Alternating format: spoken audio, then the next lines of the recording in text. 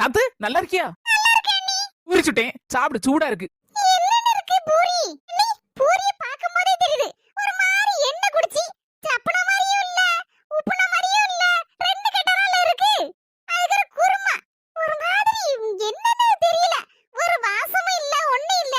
இத சாப்பிடுறதுக்கு எனக்கு மனசே வரல நீ. நாங்க கொண்டுட்டு போங்க. நான் ஆர்டர் பண்ணி ஏதாவது வாங்கி சாப்பிட்டுக்கிட்டேன். ஏம்மா, என்னம்மா சேலை? தீபாவளிக்கு எடுத்து தரணும்னு நினைச்சேன். ஆர்டர் பண்ணி இருந்தனா கொஞ்சம் லேட்டா தான் வந்துச்சு. சேலை கலர் அவ்வளவு எடுபட மாதிரியே தெரியலையேட்டி. எனக்கு பிடிக்காத கலர்ல வாங்கிட்டு வந்திருக்க. துட்டை என் கையில தந்திருந்தாவது எனக்கு பிடிச்ச மாதிரி கலர்ல எடுத்துருப்போம்லாட்டி. உனக்குவே எடுத்து தந்தா பாரு. என்ன சொல்லணும்? நீ மெனக்கிட்டு ஆர்டர் பண்ணி வாங்கி தந்திருக்கனே. அதுக்காவது நல்லா இருக்குன்னு ஒரு வார்த்தை சொன்னா குறஞ்சா போயிருவே நீ.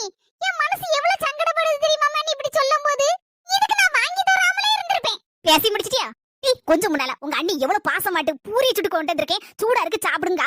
வாங்கி தின்னானேட்டி உனக்கு இல்லாது பொல்லாதுன்னு 1008 குறை சொல்லுத. சேலை நல்லா இல்லன்னு சொன்னேனே, உனக்கு எவ்வளவு மனசு கஷ்டமா இருக்குன்னு சொன்னேன். அதே மாதிரி தானே அவளுக்கு இருந்திருக்கும். என்னமா சொல்லுத? உனக்கு சின்ன பிள்ளை இல்ல, அடுத்து உங்க மனசு புரிஞ்சு நடந்துக்கா. குறிப்பா உங்க அண்ணி மனசு புரிஞ்சு நடந்துக்க.